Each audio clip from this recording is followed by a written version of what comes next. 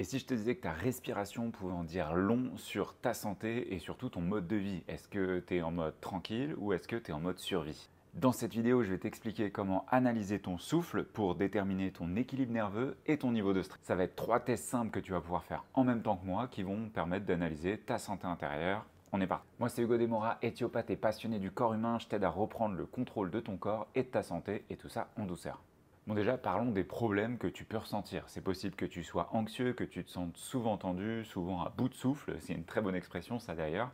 Et sans t'en rendre compte, ça, c'est lié à ta respiration. En fait, si tu prends pas le temps d'apprendre à bien respirer, ton corps va être constamment en mode survie, en mode respiration rapide et respiration haute, et ça va pas te permettre d'aller dans un mode de détente qui est bon pour ta santé. Ce qu'il faut que tu saches, c'est que la respiration, c'est le seul mécanisme à la fois involontaire, donc tu peux respirer sans en avoir conscience, et volontaire. Tu peux décider de modifier ta respiration. Donc en clair, c'est un accès direct à ton système nerveux autonome. Cette respiration, elle révèle plusieurs choses chez toi que tu peux voir juste ici. Ça va indiquer ton équilibre acido-basique, c'est quelque chose qui se régule naturellement dans ton corps, mais par exemple si tu fais beaucoup de sport, tu produis de l'acidité qui va être évacuée par la respiration en produisant du CO2. Donc tu vas respirer un petit peu plus vite. Ça révèle ta capacité de récupération. Si tu es constamment avec une récupération un petit peu rapide, c'est peut-être que tu n'as pas un bon système cardiovasculaire, un système cardio-respiratoire, et du coup, un effort, ça va être plus long pour toi de revenir à un état neutre. Ça informe sur ta tolérance au stress. Est-ce qu'une information stressante, quelque chose qui vient de se passer,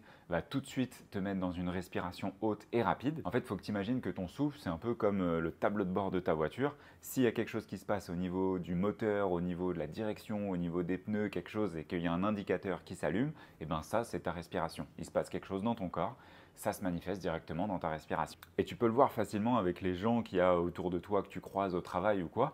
Leur façon de respirer en dit long sur ce qu'ils sont. Est-ce qu'ils sont stressés? Est-ce que ce sont des calmes? Des fois, il y a des gens qui parlent et ils sont vite à bout de souffle. Tu peux savoir que eux, il y a quelque chose potentiellement de sous-jacent. Ils ont un mauvais contrôle de leur respiration, ils se laissent facilement emporter. Et à l'inverse, il y a des gens hyper calmes, leur respiration, tu l'entends jamais. Ils respirent vraiment, ils font des grandes inspirations, ça en dit long aussi sur eux. Bon, assez expliqué tout ça, on passe directement aux 3 exercices que tu peux faire maintenant en même temps que moi. Le premier test, c'est le test de cohérence diaphragmatique, savoir si tu respires par le haut ou par le bas. Ça va être assez simple. Tu vas mettre une main ici sur ton ventre, tu peux mettre une main là-haut ou pas, dans tous les cas tu vas le voir. Et le but, c'est que tu inspires et que ça soit le bas qui bouge et pas le haut. Si en inspirant, le haut monte et le bas il reste bloqué, c'est que tu n'as pas une bonne cohérence diaphragmatique.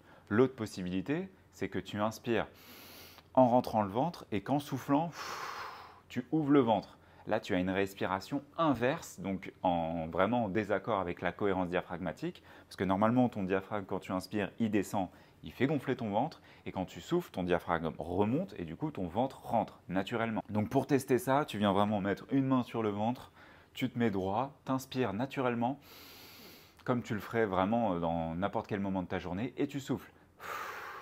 Si en inspirant, ta main avance un petit peu, et qu'en soufflant, ta main rentre un petit peu, tu as une bonne cohérence diaphragmatique. Si par contre, ça vient travailler un peu le haut, ou à l'inverse, tu rentres le ventre quand tu inspires, des choses comme ça, c'est que tu as une mauvaise cohérence diaphragmatique et ça, il faudra le travailler. Deuxièmement, le test BOLT, il va permettre de mesurer ta tolérance au CO2. Donc, est-ce que tu arrives, en restant en apnée, à supporter suffisamment de CO2 ou alors tu as tout de suite besoin de et reprendre une bonne inspiration. Pour faire ce test, tu vas inspirer normalement, souffler normalement et retenir ta respiration, lancer un timer et voir combien de temps tu dures. On le fait ensemble.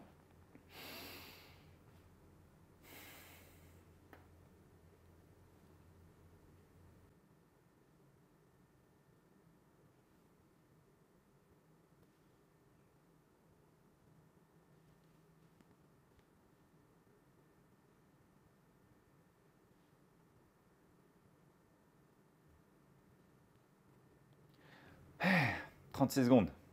Dis-moi en commentaire, toi, combien de temps tu tiens. Une fois que tu as ton temps, le but, ça va être maintenant d'analyser ce que ça veut dire. Si tu tiens seulement moins de 10 secondes, c'est qu'il y a une fatigue chronique, un stress métabolique. Tu ne supportes pas le CO2 et il faut que tu respires et c'est normal du coup que tu aies une respiration assez rapide, assez haute. Si tu tiens entre 10 et 20 secondes, c'est possible que tu aies une petite dérégulation respiratoire ou alors simplement t'appréhendes le fait de retenir ta respiration, c'est difficile pour toi. Réessaye dans d'autres conditions, un peu plus au calme, ça se trouve tu vas tenir plus longtemps. Si tu es entre 20 et 30 secondes, c'est ok, il n'y a pas spécialement de problème, mais tu pourrais le travailler pour avoir une meilleure tolérance et mieux activer le nerf vague et réussir à mieux te calmer. Pareil, essaye dans d'autres conditions quand tu es vraiment détente, je suis sûr que tu vas tenir plus longtemps. Et si tu tiens plus de 30 secondes, c'est que tu as une bonne récupération et un bon tonus parasympathique, c'est très bien, continue comme ça. Troisièmement, le test d'expiration contrôlée. Ce test, il va permettre de voir comment tu contrôles ton tonus vagal et du coup ton expiration. Le but, ça va être d'expirer très lentement, le plus longtemps possible, en faisant un fin souffle, vraiment le plus longtemps. Il faut que tu tiennes au maximum. Pour faire ça, tu vas inspirer normalement, une bonne inspiration, et tu vas souffler, donc le plus longtemps, et on va mesurer ensuite, en fonction de combien de temps tu tiens, qu'est-ce que ça veut dire. On est parti, on inspire, et on souffle.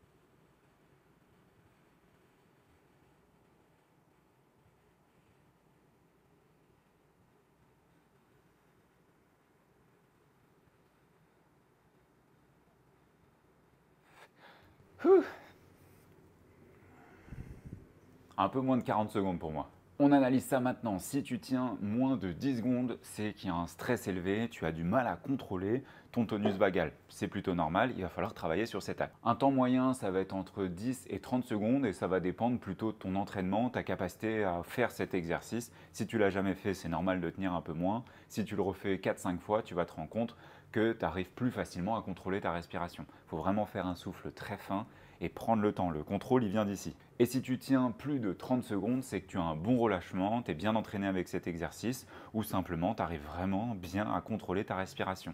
Les musiciens, ceux qui font des instruments avant ou ceux qui chantent, ils vont avoir des records vraiment énormes. Si jamais vous faites de la musique ou que vous chantez, dites-moi combien de temps vous avez à tenir. À mon avis, vous explosez les records. Et quatrièmement, il y a un petit outil super intéressant que vous pouvez avoir si vous avez une montre connectée, une montre de coureur, par exemple si vous faites du running, des Garmin, des choses comme ça. Vous avez dans cette montre quelque chose qui mesure la variabilité de la fréquence cardiaque. En fait, cette variabilité, c'est la capacité de votre cœur du coup à s'adapter aux besoins corporels et elle est déterminée par votre nerf sympathique et votre nerf parasympathique. C'est eux qui vont permettre de donner quelque chose de plus ou moins variable. S'il n'y a que le sympathique qui est active, ça va être très peu variable. S'il y a beaucoup le parasympathique qui est actif, ça veut dire que ça arrive à le calmer plus facilement. Du coup, ça va être très variable. Et du coup, ça, c'est un bon moyen de mesurer le niveau de stress que vous avez, votre capacité à bien récupérer. Si vous vous levez le matin et que vous avez une variabilité qui est vraiment dégueulasse, qui n'est pas bonne du tout, c'est que vous avez passé potentiellement une mauvaise nuit.